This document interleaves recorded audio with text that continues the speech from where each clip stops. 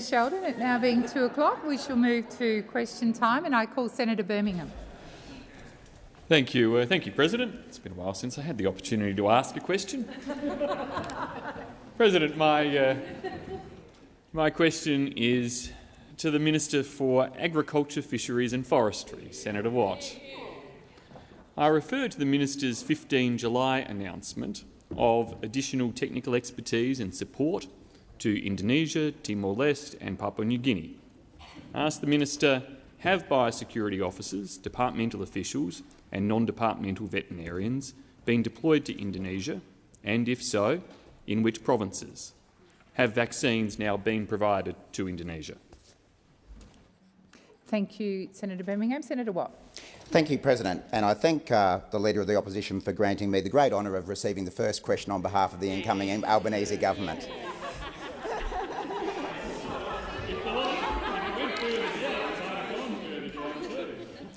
And I thank him for asking this question because it is a very serious issue. As I have repeatedly stated, both publicly, in the media and in the briefing that I just provided to all MPs, including opposition MPs, about this very serious threat, this is something that the Albanese government is taking seriously. It's worth noting that this outbreak reached Indonesia prior to the election when the former government was in government. And we, of course, have now become responsible for supporting our friends in Indonesia to manage their outbreak, especially since that outbreak reached Bali. Now, Senator Birmingham has referred to announcements that I have made on behalf of the government as to assistance that we are providing our friends in Indonesia. That assistance includes 1 million vaccines for foot and mouth disease, along with a range of technical assistance such as assistance in rolling out the vaccines, in improving laboratory testing capacity and a range of other measures that the Indonesian government has advised us would be of assistance to them. We, as I have previously made public, we expect the vaccines to be delivered to Indonesia in August. They have been ordered. We expect them to arrive in August as previously announced. The offer has, as I say, been made to provide technical assistance. I'm aware that one of our biosecurity experts has already been liaising with Indonesian authorities, and that assistance will continue to be rolled out in partnership with the Indonesian government. Thank you, Senator Watt. Senator Birmingham, first supplementary. Thanks, President. I note the Minister has confirmed the government's intention to provide 1 million vaccinations to Indonesia, but has indicated they will not be provided until August. I ask the Minister again, have biosecurity officers, departmental officials and non-departmental veterinarians been deployed to Indonesia, and if so, in which provinces? Senator Watt. Thank you, President. I am aware that not only any veterinarian, but our country's Chief Veterinary Officer, Dr Mark Shipp, has personally been in Indonesia cooperating with the Indonesian government and their veterinary authorities to offer assistance, and that is ahead of the deployment of additional expertise. As some members opposite might know, when in government, when liaising with other governments, it's probably a good idea to do that in partnership with those governments and to work with them in a manner that works on the ground. So the Chief Vet was with me during my recent trip to Indonesia, where I met with the Indonesian Minister for Agriculture along with the head of the Disaster Management Authority, and I expect that the extra assistance that we have offered will be deployed as quickly as it possibly can in partnership with Indonesia. Senator Birmingham, second supplementary. Thanks, President. So, President, I note that none of the promised vaccinations have been provided to Indonesia yet, and none of the promised veterinarians or other support officials have been deployed to Indonesia yet. I ask the Minister, in relation to the aspect of his announcement for additional frontline biosecurity and industry preparedness measures in Australia, how many of the 18 new biosecurity officers are currently operational and at which airports? Thank you. Senator Watt. Thanks, President. Before I directly answer Senator Birmingham's question, I want to pick up this point that he keeps making about vaccines. As you may be aware, when the Prime Minister visited Indonesia shortly after the election, he made an offer of vaccines to the Indonesian government. At that point in time, they decided, as is their sovereign right, that they would obtain those vaccines elsewhere for the time being and would begin a domestic production program around vaccines. We have, of course, since offered 1 million vaccines that have been accepted. They have been ordered. They will be provided to Indonesia in August. And in terms of biosecurity officers, I'll get you the exact number, but my advice is that they have begun being rolled out into airports and mail centres now. While I've got 10 seconds left, I do want to make the point that those biosecurity officers will not only be deployed into airports, they will be deployed into mail centres as well, because the mail centres are the highest risk we have. Thank you. And order. Order. Order. Order. Order. And Senator Watt, I am clarifying that you've taken a portion of Senator Birmingham's question on notice. Senator Walsh. Thank you, President. My question is to the Minister representing the Prime Minister, Senator Wong. In May, the Australian people voted for a Labor government with real plans to build a better future. Can the Minister update the Senate on how the government is working towards that goal? Senator Wong. Thank you very much, President, and thank you to Senator Walsh for the question. Rare to get an interjection on Adixa, but I know it's early days in the process of dealing with the change of government on that side. I would say this: as we start this new term, I hope all of us in this chamber recognise the privilege with which we have been entrusted in whichever roles we have, and that is no less than the opportunity to change people's lives for the better. And those of us on this side of the chamber understand that good government can do this. Good government can keep us safe. Good government can provide help to those who need it, support when times get tough. And importantly, good government can open the doors of opportunity. And if you listen to the remarkable first speeches that we've been hearing in the House from such a diverse, fantastic group of new Labor MPs, and look forward to our new senators as well, you hear the stories of the extent to which Labor governments have changed people's lives for the better, have enabled opportunities to be opened to people for their betterment. You see, good government can enable aspiration. It can enable people to achieve their dreams. So 9 weeks ago, Australians did vote for good government. They voted for a better future. Labor's come to office at a time of great uncertainty. And we've got some inheritance from the other side. They might not like to hear it, but it includes $1 trillion of debt from a government that wasted 10 years. It includes rising cost of living. It includes low wages growth, low wages growth. It includes climate change and its devastating impact. It's devastating impact, which they're still having a fight about. Thank you, Senator Wong. Your time has expired. Senator Walsh, first supplementary. How is the Albanese government planning for the future? Senator Wong. Well, thank you, President. Well, Labor's not wasted a day in securing a better future. And one of the reasons, one of the things that is critical to a better future is, of course, to deal with climate change. And I know those opposite are still whirling around in their division on this issue, despite losing so many seats. So many seats. No, they're not. Well, you lost seats to the Teals. You lost seats to the Teals. You lost seats to the Teals because the centre of mainstream Australia want action on climate change. Now, we have already formally updated Australia's nationally determined contribution under the Paris Agreement, a 43% reduction in emissions, and we're introducing legislation to make it law. And I'd say this to the opposition and it's not just the right thing to do for our climate, it's an economic opportunity, and Australians understand that. Thank you, Senator Wong. Senator Walsh, your second supplementary. Thank you, President. How is the Albanese government making sure that nobody is held back and nobody is left behind? Senator Wong. Thank you. Albanese Labor government wants to make sure Australians get the opportunities they deserve. We want to make sure Australians get the opportunities that they deserve. We want to bring people together. We want to unite Australia. Order.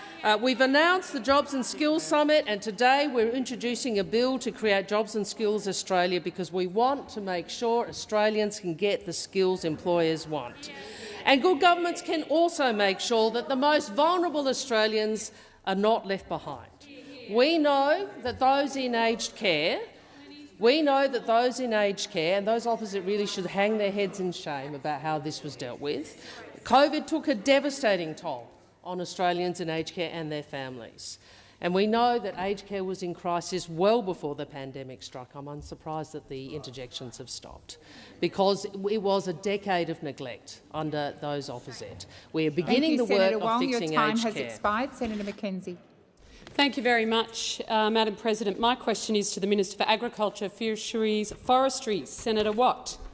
How many passengers have passed through Australian international airports from Indonesia since the foot-and-mouth outbreak was reported in Bali on the 5th of July 2022? Thank you, Senator Mackenzie. Senator Watt. Thank you, President. Again, I'm very happy to provide the exact number to the Minister.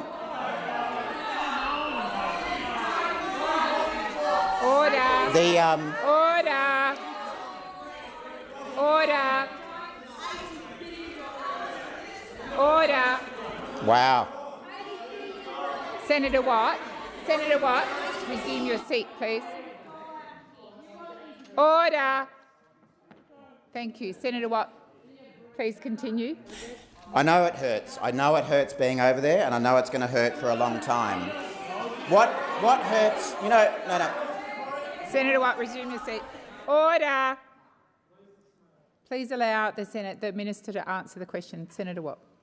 What hurts our agriculture industry more, President, is the hysteria that we continue to see on display from the opposition in relation to this very important issue. Senator Watt, please resume your seat. Senator Birmingham. Thanks, President.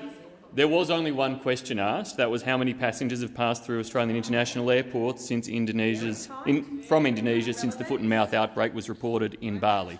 Senator Watt has taken that on notice already, President. It appears now he is moving simply to make political points. He's addressed the question by taking it on notice, and there's nothing further to add, clearly. Thank you, Senator Birmingham. Order, I believe. Order. Senator Wong. On that point of order, but I would observe. Order.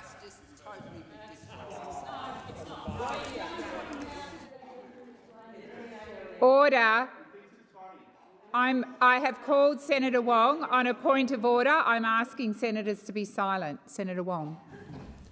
Thank you, President. I think there is precedent, but obviously you will take advice from the clerk in the previous parliament, where even if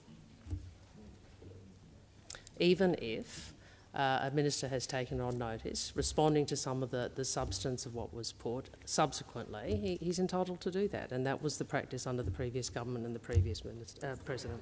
Thank you, Senators Birmingham and Wong. I will remind Senator Watt to address his remarks to the question. He's taken some of it on notice, but he may be able to. Order. Order. Senator Watt, do you wish to raise a point of order, Senator Mackenzie?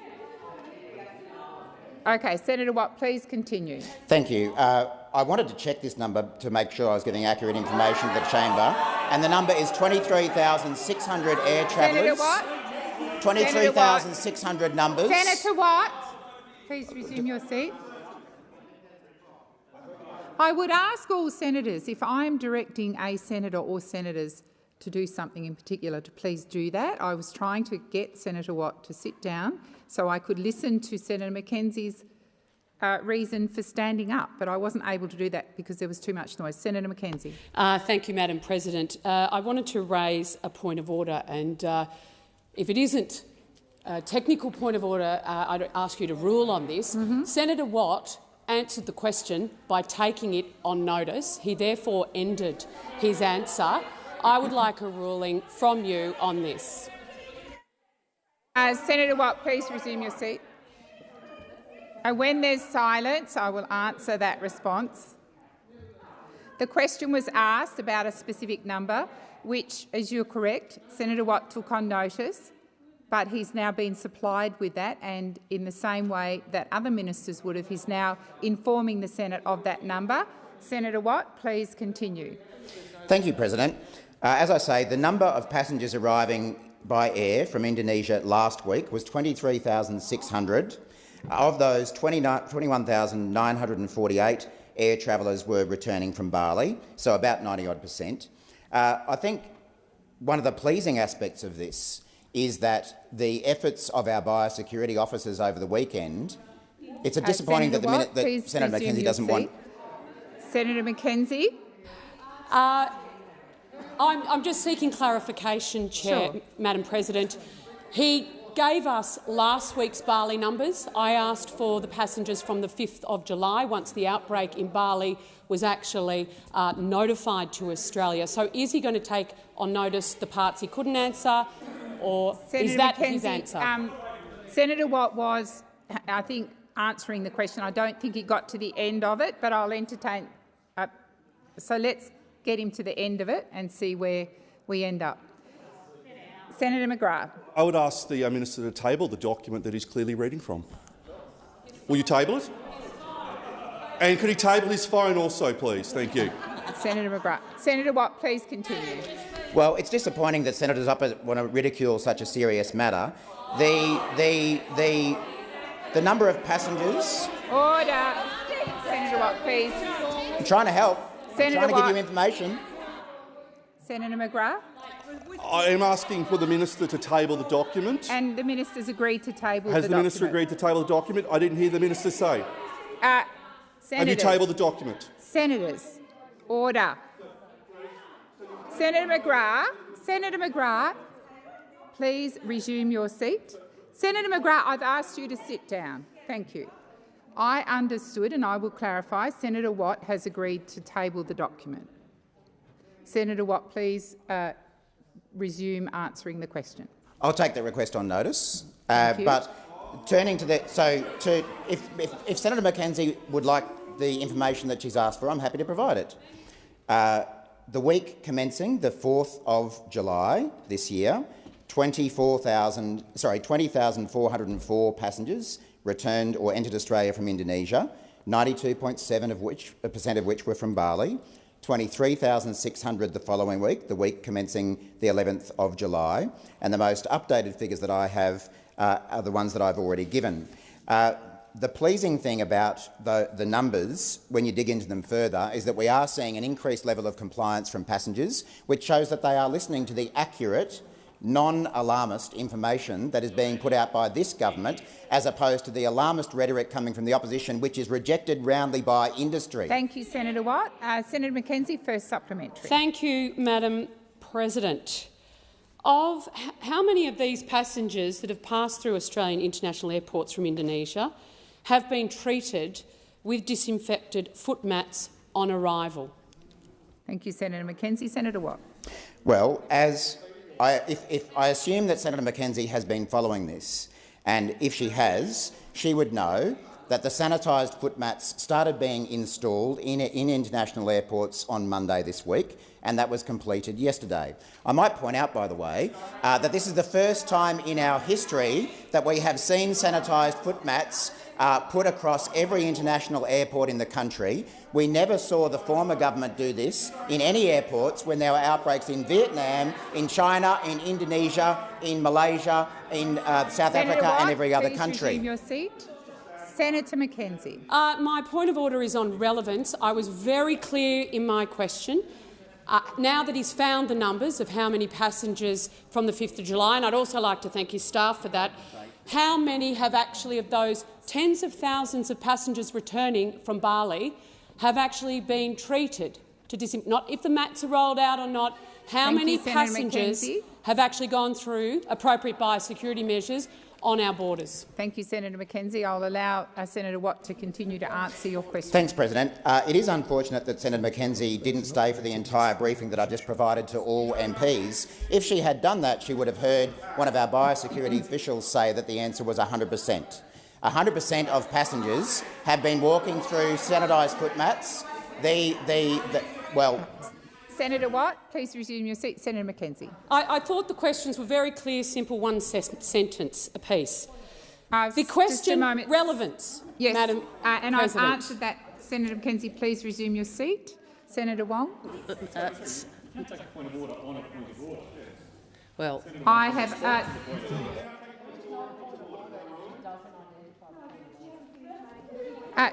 Senator Wong, please resume your seat. Senator Mackenzie, I understood that you took a point of order on relevance. Thank you. We will allow. No, I've taken your point of order. Please resume your seat.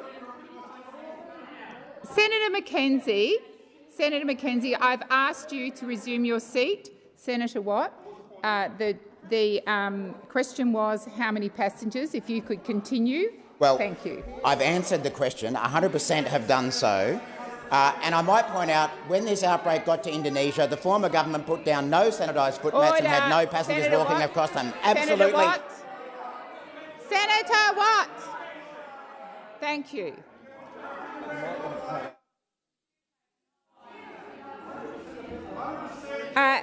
Senators, before I call Senator Mackenzie, order.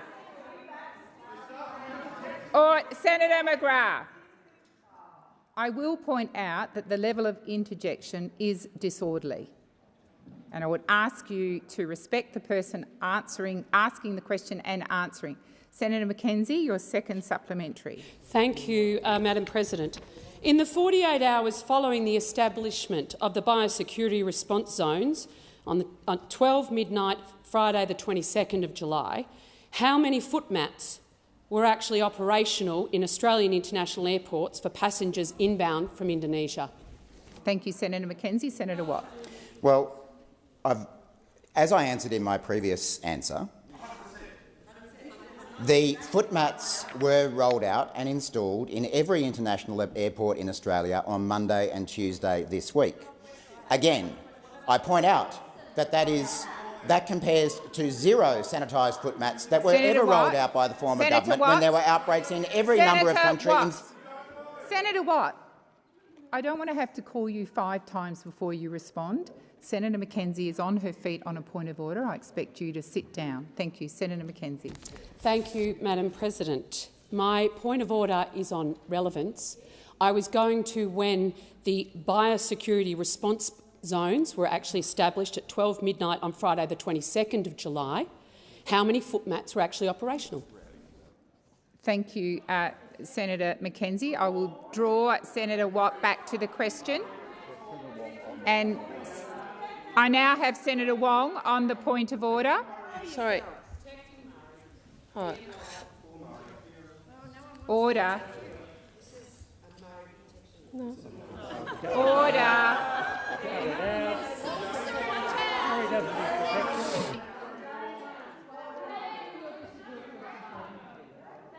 Senator Watt, did you wish to pursue? As I understand that. Senator McGrath. Yeah, that's fair enough. I will ask you on to the be on the silent. point of order, and I just on the point of order, as I understand, Senator Mackenzie made a point of order. I'd make this point: a point of order is not a debating point. Senator Mackenzie is at the moment. Yeah, well, you know, that's life. That's life. We have our roles in this democracy, don't we? We all understand them. Senator Mackenzie. That's the first sensible interjection on that side of the day. Order. Would you like to take a point of order? Then maybe I can have mine. Thank you. I'd appreciate that. Thank you. Senator Mackenzie is engaging in debating points. Now, she's entitled to those points. There's an opportunity for her after this to do so, but it is not a point of order on relevance to tell the minister that because he's given a different date to the one she's identified in response to the answer that somehow is not relevant. Thank you, Senator Wong. Senator Watt, you have 40 seconds remaining. Thank you, President.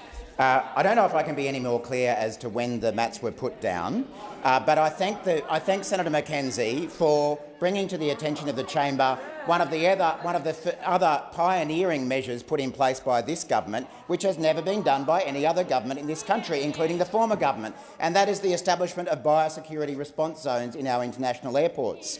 I have repeatedly said that the response of this government has been the strongest biosecurity response we've ever Senator seen. Watt, please resume your seat. Senator Mackenzie. The biosecurity response zone was Senator established. Mackenzie. How Senator many mats Mackenzie, were in order. place? Resume your seat. Resume your seat. If you are calling a point of order, you need to be immediately relevant to that point, not to debate it. So is there a point of order? Thank you. Senator Watt. So as I say, this government is doing more than any government has ever done about any foot and mouth outbreak across the country. Sanitised foot mats, biosecurity response zones, more biosecurity officers. You Senator did nothing. Watt, We're picking up the slack. Time has expired. Thank you. Order. Senator Waters. Thanks very much, President. My question is to the Leader of the Government representing the Minister for Climate Change and Energy. The International Energy Agency has said that not one new coal or gas project can be opened up if we are to stabilise temperatures at 1.5 degrees, or even if we are to reach the government's target of net zero by 2050. Will the government continue the Morrison government's policy of subsidising new coal and gas projects with public money? Thank you, Senator Waters. Senator Wong. I apologise, I'm a little slow on getting the document to the table. Can I start? No, it's my arm and a broken shoulder, mate, all right? So how about the joke? Can I be clear? I do understand that in relation to coal there is a difference between the Greens political party and others in this chamber, and there is a difference between the position the Greens articulate and the position that is adopted by the international community under the UNFCCC, where the contribution of nations to the objective of reducing emissions is predicated on reducing one's domestic emissions. Now, it is the case that under the government that we've seen over the last 10 years, we saw, I think it was 22 energy policies. None were adopted because obviously there is a strong view within their party room as to contesting the issue of climate, which we still see. But the reality is that the Labor government was elected with a very clear commitment to reduce emissions for Australia by 43% by 2030. That is the position we are taking. I know you have raised this issue of moratorium publicly. It's been your political position for some time. As I've said, yes, and yeah, it is a position that the Greens political party have been putting for some time. I understand that is your position. The position of the government is that we are taking a far more... Oh, really? Order. Order. I love many things, but, you know... Senator Wong, please resume your seat. Senator Waters. Order. Senator Waters. President, just a point of order on relevance. The question went to whether or not public funding of new coal and gas mines will continue under this government. There was also a preamble, so I think Senator Wong is being broadly relevant. Senator Wong. As I said, the government's position on coal mines is that they will be assessed in accordance with the existing law.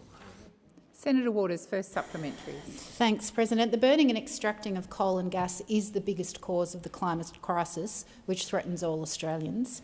Given the first responsibility of government is to keep its citizens safe, why is the government supporting opening 114 new coal and gas projects, which will turbocharge floods and bushfires? Thank you, Senator Waters. Senator Wong. the government is being consistent with the commitments it took to the election and the commitments that the Australian people were well aware of when they voted in the election which led to the result of an Albanese Labor government. We will reduce Australia's emissions by 43% by 2030. It is an ambitious target. It has a range of very positive consequences, including, I think it's in excess of 80%, around 82% of our electricity grid will be powered by renewables by the same time. In relation to those projects, they will be assessed in accordance with the existing with the relevant environmental approval frameworks. And that is also the position the Labor government, the Labor Party, took to the last election. I understand this is a political campaigning issue for the Greens. I saw that. No, it is. But it is not the position of the international community in terms Senator of how Wong, we your time operate has in the expired. UNEP. Senator Waters, second supplementary. Thank you, President. Will the government continue the Morrison government's policy of subsidising new coal and gas projects with public money? Senator Wong. Thank you, President. I'm unclear as to which subsidies Senator Waters is. Well, order. Well, I'm really tempted to take that interjection, but I will not. I'm not sure which of the sort of I'm not sure which rebate arrangement or other tax arrangement Senate Leader of the Greens, sorry, yes, that's right, Leader of the Greens in the Senate is referring. Order.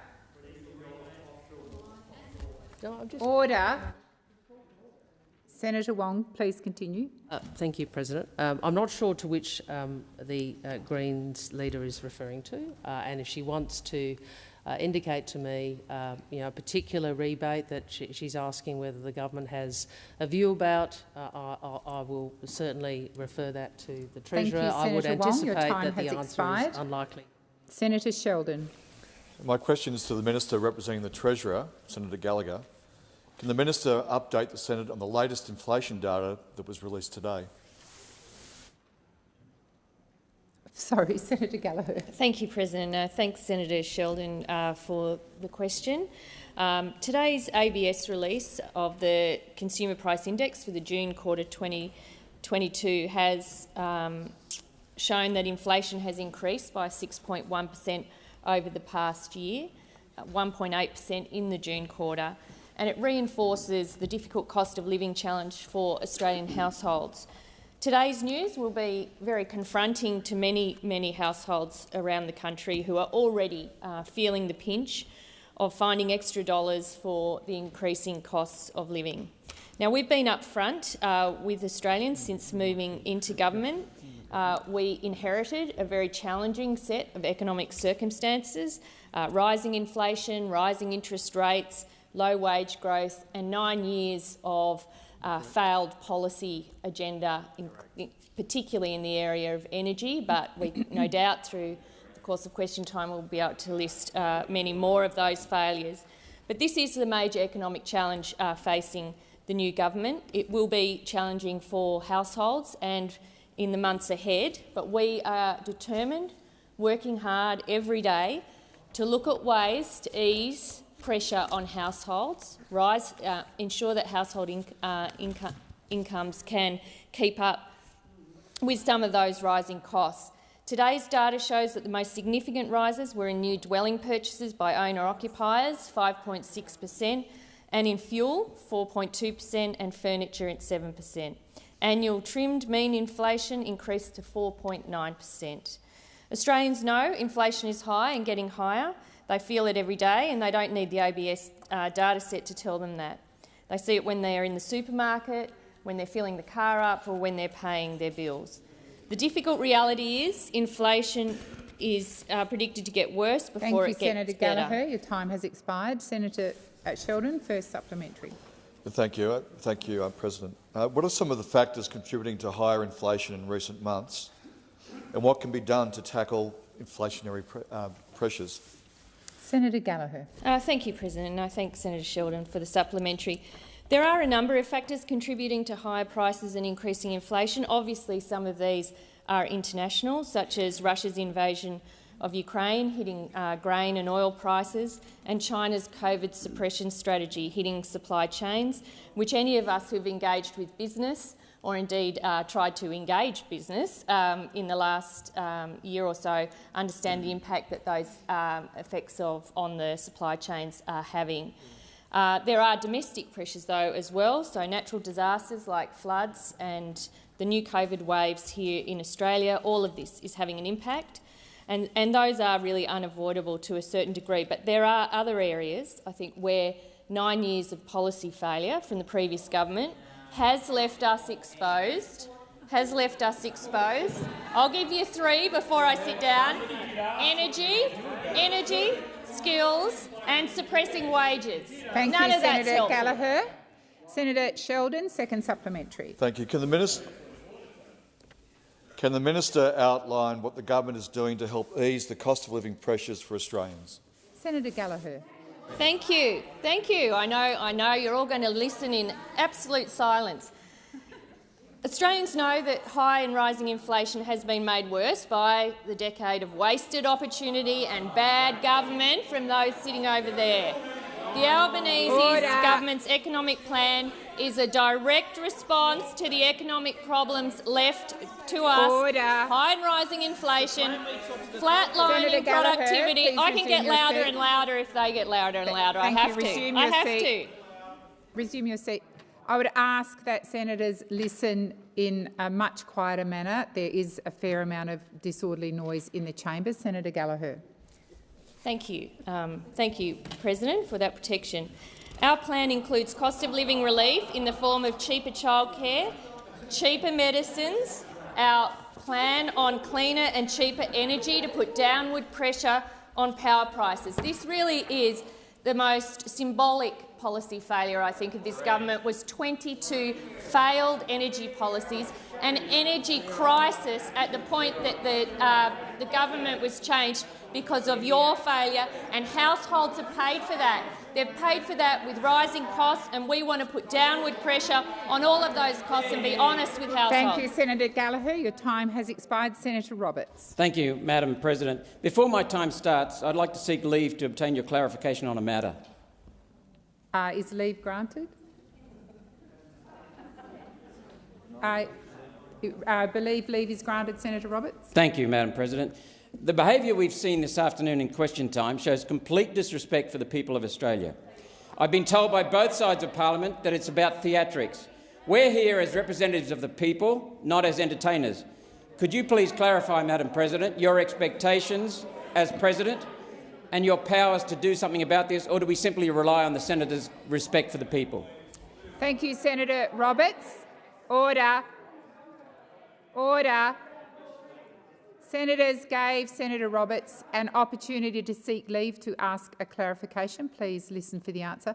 As many other presidents before me have, expressed the desire for senators to listen in an orderly fashion and to not be too rowdy in their responses, I will continue to do the same, and I will do my utmost to keep the chamber fairly orderly during question time.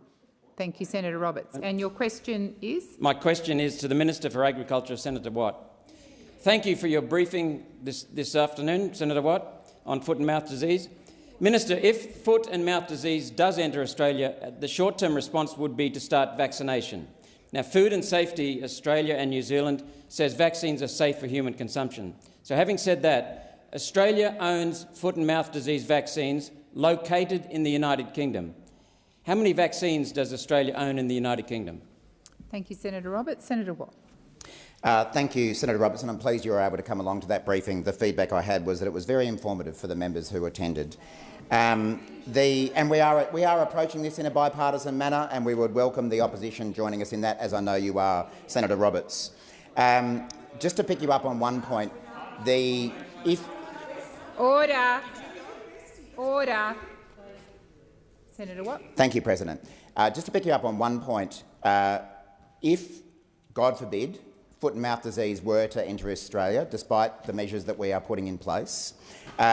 We have a well-developed plan known as the AusVet plan, which is prepared between the federal government, states and territories about how we respond to biosecurity outbreaks. Biosecurity outbreaks are managed and led by state governments with the support of federal governments, and we've seen that occur in relation to the varroa mite outbreak recently, where we've been supporting the New South Wales government. The point about vaccines is that the biosecurity advice that I have received is that we would not immediately devaccinate all livestock or even a large segment of livestock immediately in Australia, and that's because Order. if you vaccinate your livestock, it's unfortunate that the opposition don't want to understand and listen to the measures of preparing for the outbreak.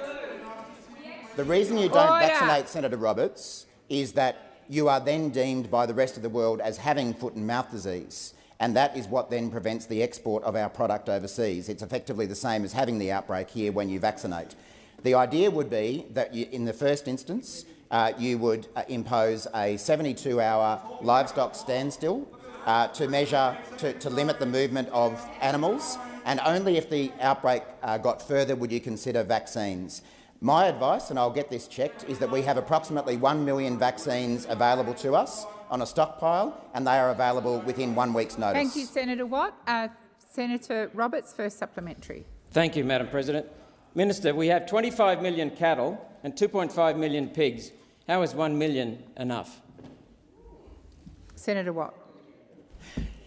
Thank you, President. Well, as I say, Senator Roberts, the first move, should we have an outbreak here, is not to just run out and vaccinate every head of cattle, every head of sheep, pigs or goats across the country, or buffaloes for that matter.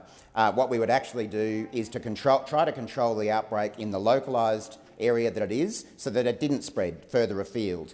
If it did spread further afield, that's when we would look to vaccinations as an alternative. It is not the only alternative that we would have, but it is certainly one, and we would be able to access other vaccines at very short notice. What we are actually prioritising in relation to the supply of vaccines at the moment is providing them to Indonesia. And the reason we're doing that is because if we can bring that outbreak under control in Indonesia, that is not only in their national interest, it is in our national interest. We have continued to have very productive discussions with the Indonesian government about what other vaccines and other assistance that we can provide, but my priority right now is keeping the disease out, and that's why we want to support the vaccine rollout in Indonesia. Thank you, Senator Watt. Senator Roberts, second supplementary. Thank you, Madam President. Why are these vaccines not already in Australia? We're one of the largest cattle and related product producers in the world. Speed of response is critical to protecting our biosecurity. Why are these not being brought to Australia now as a precaution? Senator Watt. Thank you, Senator Roberts. As I say, vaccination is not the first measure that you would undertake if there was an outbreak, but there are a couple of other reasons for why we haven't got those vaccines here now. The first of which, there are sometimes issues about the bringing in of live virus into a country, and the responsible members of the opposition understand this. In addition, though, we don't necessarily know what strain of the disease we would have in Australia, and we want to make sure that the vaccines that we obtain will actually be effective for the strain of the virus that we would get if we were to get it. In fact, some of the technical support that we have started providing to Indonesia, it was actually to help them diagnose the strain of virus that they had, so that we could then go out and procure the vaccines that would deal with that particular strain. There's no point sending vaccines to people if they don't work for a particular strain of the virus, and we would need a little bit of time to diagnose the strain that we have here in Australia, so that we could then very quickly obtain the correct vaccines to deal with the version of the virus that we got. Thank you, Senator Watt. Senator Cash. Thank you, Madam President. My question is to the Minister representing the Minister for Employment and Workplace Relations, Senator Watt. At a press conference on the 5th of June this year, the Prime Minister declared, "This is a government that I lead that will be consultative, that will work with business. There's a new show in town." What consultation did the Minister have with the construction industry and or the Australian Building and Construction Commission prior to and in relation to the snap announcement on Sunday, the 24th of July 2022, that the ABCC in its powers will be pulled back to the bare legal minimum as of yesterday. Thank you, Senator Cash. Senator Watt. Thank you, President. Now, I did a fair amount of preparation for question time, and I anticipated the kind of questions that I might receive from the opposition. But never in my wildest dreams did I hope that I would get a question from Senator Cash about lawlessness and the rule of law when it comes to industrial relations. But there you go. There you go. We've had it. Now, it is well understood that this government consulted prior to the election about its policy in relation to the ABCC. What is also well understood about the ABCC is that it has been an utterly ineffective organisation. Please resume your seat. Senator Cash. Thank you, Madam President. I rise on a point of order in relation to direct relevance. The question was quite specific. It was not in relation to the abolition of the ABCC. It was in relation to the announcement on insiders on Sunday the 24th Senator of July. Cash, the practice is not to repeat the question. It is a very concise question, Madam President, and the Minister is in no way being directly relevant. You used the words in your initial part of your question as consultative with business, and then you went specifically to the ABCC, and Senator Watt is, I think, presently describing the consultative piece, so I think he is being broadly relevant, but I shall continue to listen carefully. Thank you, Senator Watt. Thank you, President. As I say, I don't think that it could have come to any surprise of anyone in the building industry or anyone in the opposition that this government's agenda was to abolish the ABCC. And why is that? That is because we have seen a gross waste of taxpayers' funds prosecuting workers for stickers on their helmets and flags on their worksite.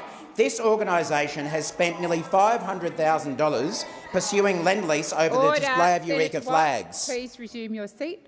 Senator Cash.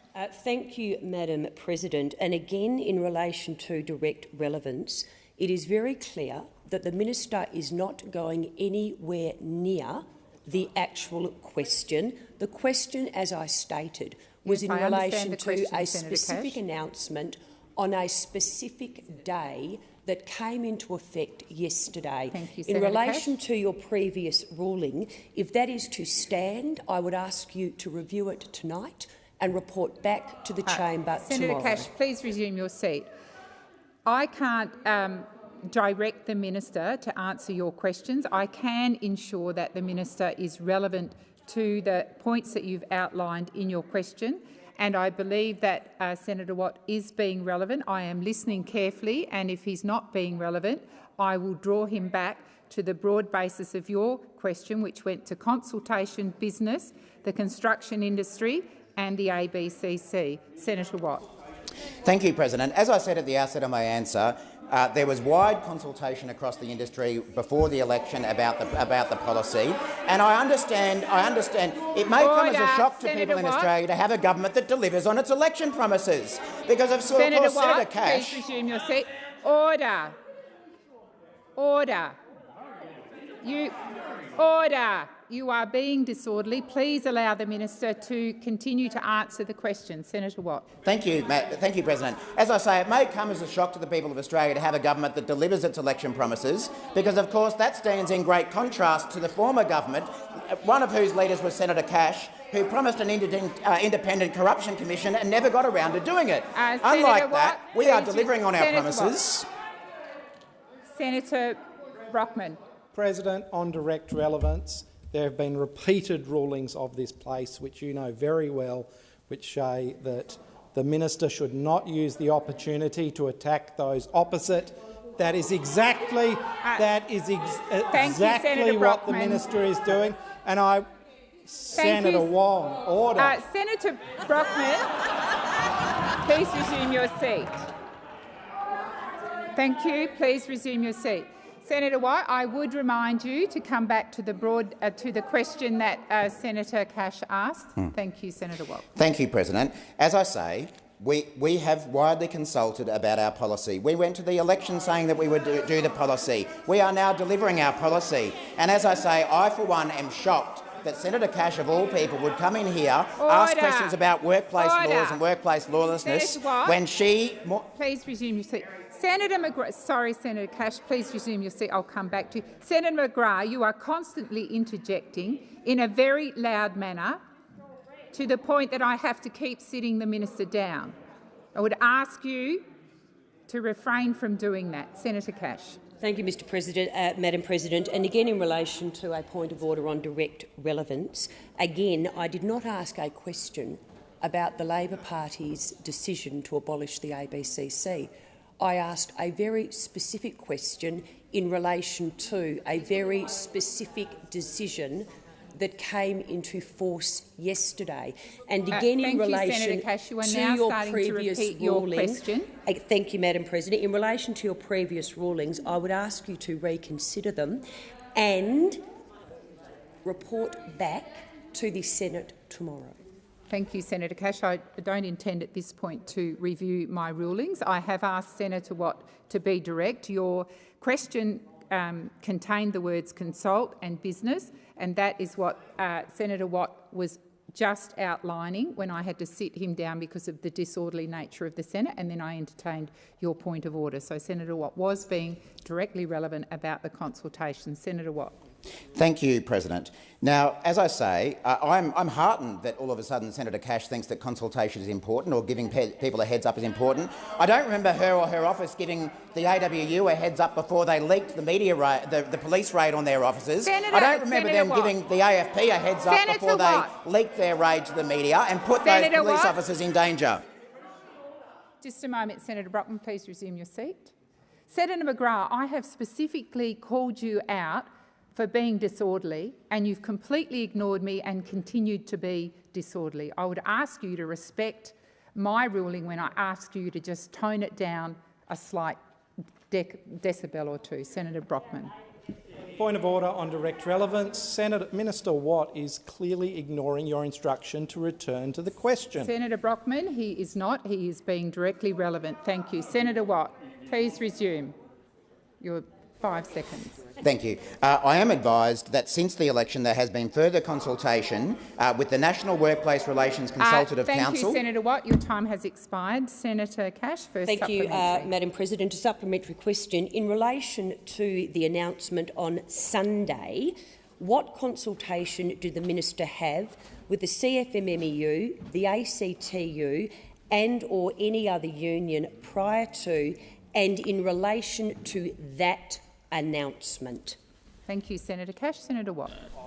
Well, of course, I will have to take the specific question on notice, not being the minister. Well, it's not my portfolio. I've been a little busy on foot and mouth disease. Order. No. Order.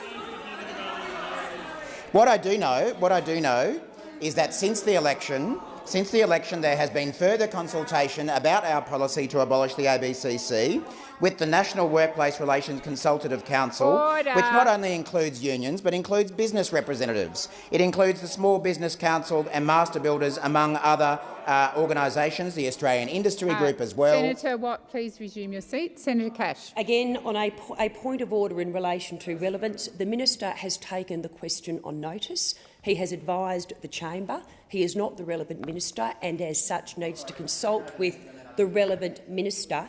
In relation to any further commentary, it is not relevant in relation— I said that up front. All right, thank you. Please resume your seat. Thank you. Senator Wong. Thank you, President. Well, on the point of order, I made the same point of order that I made earlier, that the point of order that the Deputy Leader of the Opposition has made is erroneous. It is not correct that when a minister takes part or some of a question on notice, that minister cannot then address substance of the question. And that has been consistent, and maybe Senator Brockman might wish to stand up and confirm that that is the case if he wishes to engage in a point of order as the case. But the point of order is misconceived. Thank you, Senator Watt. Just a moment, Senator Cash, please resume your seat.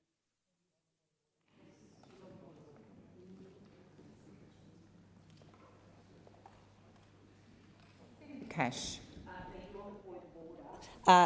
The substance of the question as has been referred to by the Leader of the Government, is actually in relation to the specific announcement on Sunday.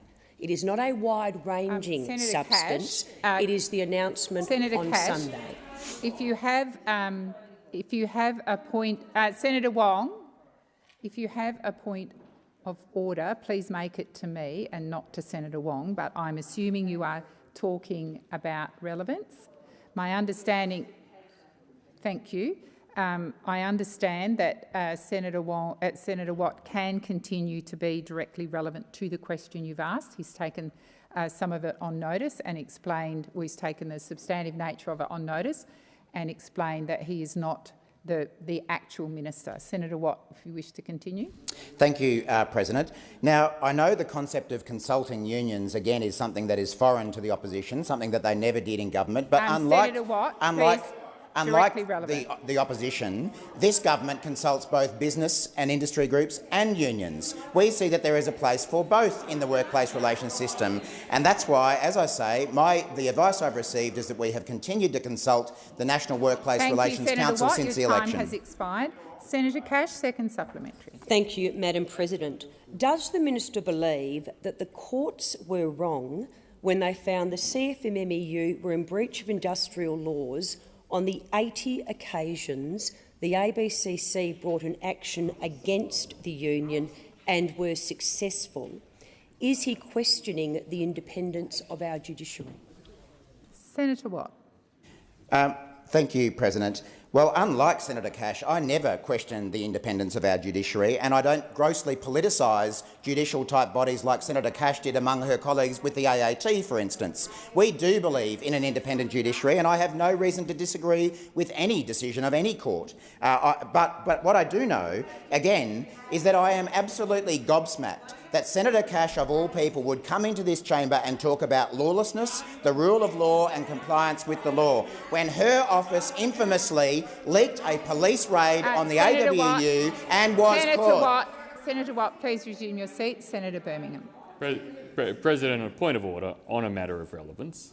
And the standing orders are very clear about the need for direct relevance.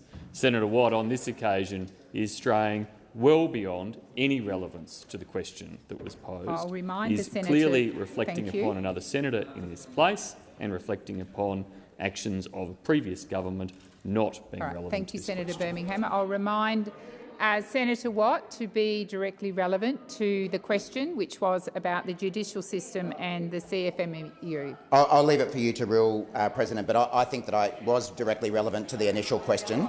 And as I say, all I can say is that of every single person over on that side, and I know there's not as many as there used to be, there is no one less qualified to talk about the independence of the judiciary, about the rule of law or about lawlessness than Senator Cash. She became notorious across this country for ignoring the rule of law, for her office leaking police information to the media. Watt. Senator Birmingham. Again, President, Senator Watt is reflecting on another senator in this place. Senator Watt is not being relevant to the question, which relates to the actions of the ABCC on 80 occasions successfully bringing proceedings and it's not to court. Appropriate, He is making Senator general Birmingham, reflections. to repeat the question. I wasn't repeating the whole question, I understand President. your point is on relevance about the answer that Senator Watt's giving, and that's what I'll consider. Thank you. Senator Wong. On the point of order, if the assertion is that there have been reflections on a senator, Senator Cash has an opportunity under the standing orders to remedy that, and if she wishes to, take that, we'll be very happy to facilitate that discussion. Thank you, Senator Wong. No, sit down, please, Senator. Senator McGrath, please resume your seat. Please resume your seat. Please resume your seat. Senator McGrath, please resume your seat. Thank you. Richard.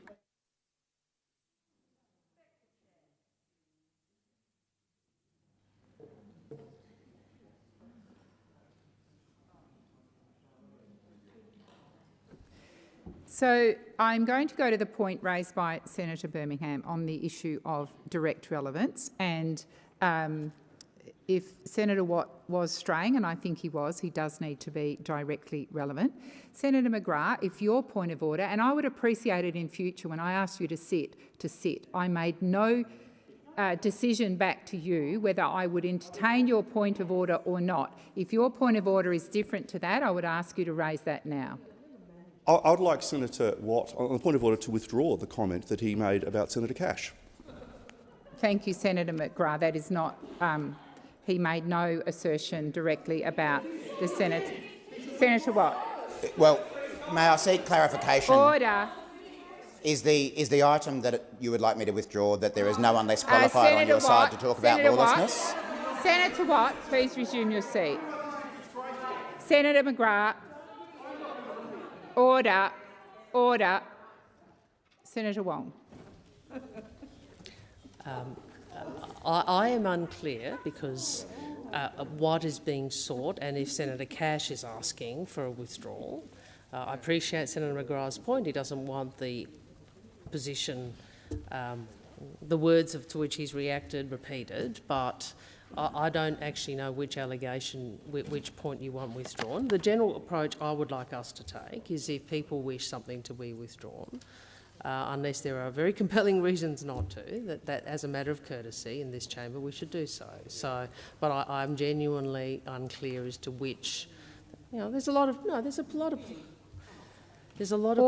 argy-bargy. Some things have been said by the senator behind you which I have ignored.